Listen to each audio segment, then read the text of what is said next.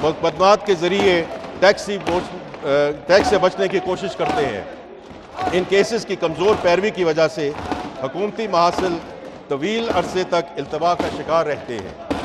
मौजूदा हुकूमत की कामयाब हिकमत-ए-अमली की वजह से इस साल FBI ने कामयाब लिटिगेशन के ज़रिए 78.4 अरब रुपए के मुहासल वसूल कर लिए हैं। इस अहम कामयाबी पर मैं कानूनी टीम और मुअज़्ज़ज़ अदलिया का तहे दिल से मशकूर हूँ। इसके अलावा अदालतों में ADR से मुतल्लिक एक मुकदमे को नेगोशिएटेड सेटलमेंट के ज़रिए हल किया गया, जिससे कौमी ख़जाने को 77 अरब हासिल हुए।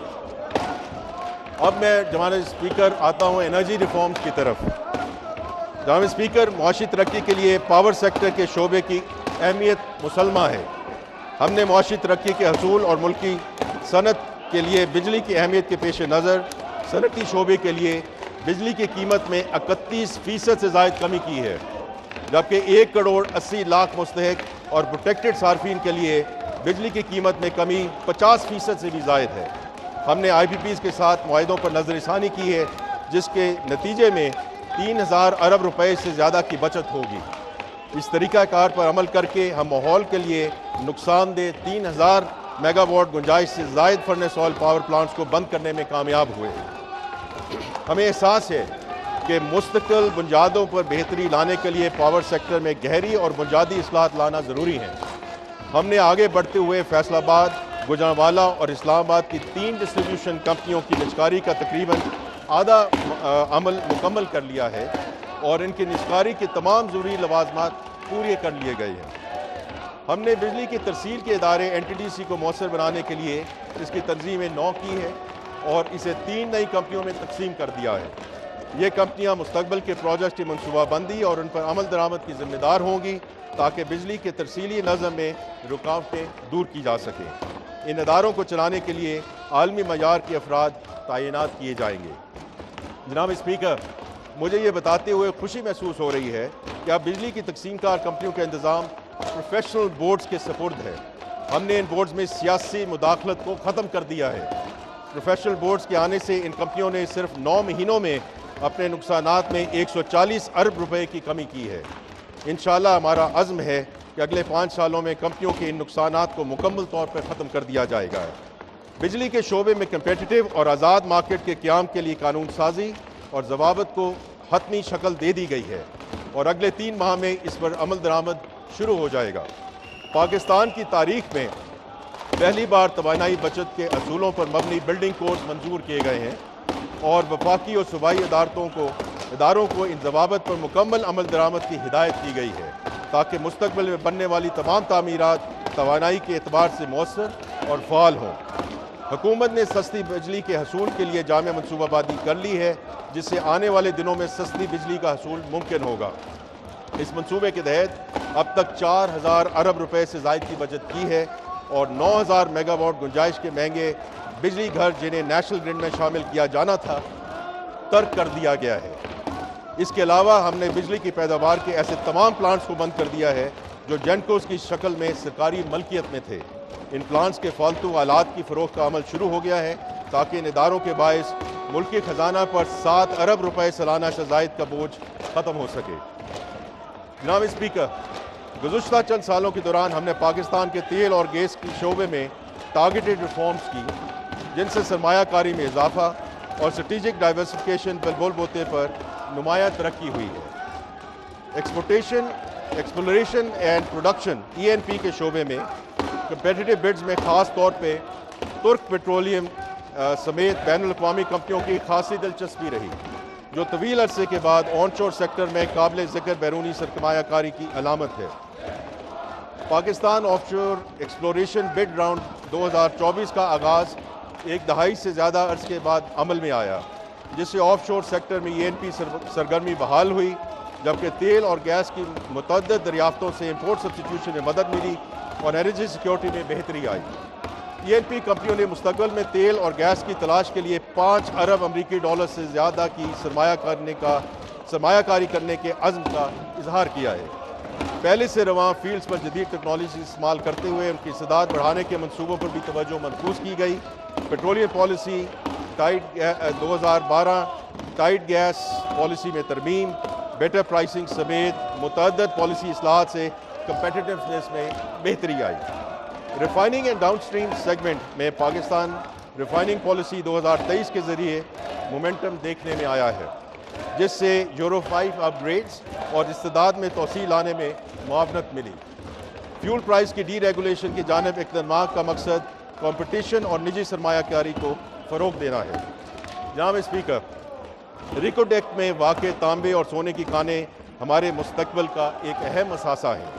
हुकूमत इस असासे को मुफीद बनाने पर तवज्जो मरकूज़ किए हुए है। इस मनसूबे की फ़ीज़िबिलिटी स्टडी जनवरी 2025 में मुकम्मल की गई। कुनी की मुद्दत 37 साल है, जिसके दौरान मुल्क को $75 अरब से ज़ायद के कैश फ्लोज इंशाअल्लाह हासिल होंगे। इस मनसूबे के तहत तामीराती काम में 41,500 मुलाजमतें फराहम होंगी। कम्यूनिटी प्रोग्रामों, मुकामी ख़रीदारी, माहौलियाती सेफगार्ड्स और नुमाया CSR कॉन्ट्रीब्यूशन के ज़रिए नुमाया समाजी और इक़्तिसादी तरक्की का हसूल मुमकिन होगा। इस मनसूबे से $7 अरब के टैक्स और $7.8 अरब की रॉयल्टी मुतवक्के है। बरामदात में आसानी पैदा करने के लिए रिकोडेक्स से पोर्ट कासिम और गवादर तक सड़क और रेल के ज़रिए नकलो हमल के बुनियादी ढांचे की तामीर की जा रही है। जनाब स्पीकर, ये मनसूबा पाकिस्तान के लिए इंशाअल्लाह गेम चेंजर साबित होगा। जनाब स्पीकर, अब मैं टैरिफ रिफॉर्म्स की तरफ आऊँगा। हुकूमत साजगार कारोबारी माहौल पैदा करने, सरमायाकारी की हौसला अफजाई और बरामदात को बढ़ाने के लिए पुरअज़्म है। वज़ारत तिजारत ने कंपेटिटिव, मुतनव्वे और बरामदात पर मुबनी मुल्क की मईशत के फ़रोग़ के लिए कई अहम इक़दाम किए हैं। हुकूमत माशी तरक्की, कारोबार को सपोर्ट करने और बरामदात को फ़रोग़ देने के वाज़ेह विजन के साथ एक जामे टैरिफ रिफॉर्म्स पैकेज मुतारफ़ करवा रही है, जिसका मकसद मौजूदा टैरिफ को मुनासिब बनाना है ताकि बरामदात को बढ़ाकर मुआशी तरक्की को तेज़ किया जा सके। जनाब स्पीकर, वज़ीर आज़म की हदायत के मुताबिक दर्ज झैल टैरिफ इस्लाहात को नेशनल टैरिफ 2025-30 पॉलिसी का हिस्सा बनाया जा रहा है। नंबर 1, 4 साल में इजाफी कस्टम ड्यूटी ACDs का खात्मा। नंबर 2, 5 साल में रेगुलेटरी ड्यूटीज़ RDs का खात्मा। नंबर 3, कस्टम एक्ट 1969 के 5वें शेड्यूल का 5 सालों में इख्तिताम। नंबर 4, कुल 4 कस्टम ड्यूटी स्लैब्स 0%, 5%, 10% और 15%। और नंबर 5, ज़्यादा से ज़्यादा कस्टम ड्यूटी की हद 15%। इन टैरिफ इस्लाहात को मरहलावार लागू किया जाएगा ताकि कारोबार किसी खलल के बगैर इस तब्दीली के साथ एडजस्ट कर सके और उनकी राह में आने वाली रुकावटों को कम से कम किया जा सके। मईशत के तकरीबन तमाम शोबे इन इस्लाहात से मुस्तफ़ीद होंगे, जिनमें फार्मास्यूटिकल, IT और टेलीकॉम, टेक्सटाइल, इंजीनियरिंग वगैरह शामिल हैं। वर्ल्ड बैंक के मुताबिक इन इस्लाहात के कामयाब नफाज के बाद पाकिस्तान के औसत टैरिफ खित्ते में सबसे कम हो जाएंगे और हम वियतनाम और इंडोनेशिया जैसे ममालिक की सफ़ में शामिल हो जाएंगे। हमें यकीन है कि इन इस्लाहात के मुस्बत नताइज बरामद होंगे और ये मुल्क की इक़्तिसादी तरक्की में अहम किरदार अदा करेंगे। जनाब स्पीकर, मैं अब इम्प्रूवमेंट इन डेट मैनेजमेंट की तरफ जाना चाहता हूँ। पिछली 2 दहाइयों से हमारी मईशत कर्ज़ों में जकड़ी हुई है। मालियाती नज़्म व नस्क को बेहतर बनाने से हमारी मईशत के तनासब से कर्ज़ों के हुजम में कमी आई है। आज से 2 साल कबल हमारी डेट टू GDP रेशो तकरीबन 74% थी, जो कि अब 70% से भी नीचे आ गई है, जिसे हम आगे चलकर इंशाअल्लाह मज़ीद कम करेंगे। इस ज़िमन में हमें अहम कामयाबियाँ मिली हैं। पाकिस्तान के पहले डेट बाय प्रोग्राम के तहत 1000 अरब के कर्ज बाय बैक किए गए। एक फॉल रीफाइनेंसिंग प्रोग्राम के तहत मार्कअप में रिकॉर्ड 850 अरब रुपए से ज़ायद की बचत की गई। कर्ज़ों की एवरेज टाइम टू मैच्योरिटी में 66% इजाफा किया गया, जिससे हमारा रीफाइनेंसिंग रिस्क कम हुआ और मालियाती इस्तेहकाम में इजाफा हुआ। डेट प्रोडक्ट्स को डाइवर्सिफाई किया जा रहा है ताकि इन्वेस्टर बेस को बढ़ाया जा सके। इस सिलसिले में पाकिस्तान स्टॉक एक्सचेंज के ज़रिए स्कूप बॉन्ड का इजरा कर दिया गया है, जबकि मज़ीद प्रोडक्ट्स को लॉन्च करने पर गौर किया जा रहा है।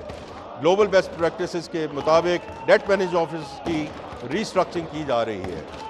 पहले पैंडा बॉन्ड के इजरा की तैयारी मुकम्मल कर ली गई है, जिसका मकसद दुनिया की सबसे बड़ी और गहरी चीनी कैपिटल मार्केट तक पाकिस्तान की रसाई को मुमकिन बनाना है। SOE reforms. जनाब स्पीकर, स्टेट ओन्ड एंटरप्राइजेज हुकूमती खजाने पर 800 अरब रुपए से ज़्यादा का सालाना बोझ डालती है। सब्सिडीज़, ग्रांट्स और इक्विटी की मदद में दी गई हुकूमती इमदाद को शामिल किया जाए तो ये तखमीना 1 ट्रिलियन रुपये सालाना से तजावज़ कर जाता है। यही वजह है कि SOE रिफॉर्म्स मालियाती नज़्म व ज़ब्त के लिए इंतहाई अहम हैं। हुकूमत ने SOEs के हवाले से कई अहम इक़दाम किए हैं। SOE रिफॉर्म्स का एक अहम सतून उनकी मुख्तलिफ कैटेगरीज़ में तकसीम है, जिसके ज़रिए उनकी मुस्तक़बिल की सिमत यानी प्रिवेटाइजेशन, रीस्ट्रक्चरिंग या प्राइवेट पब्लिक पार्टनरशिप मॉडल का तयन किया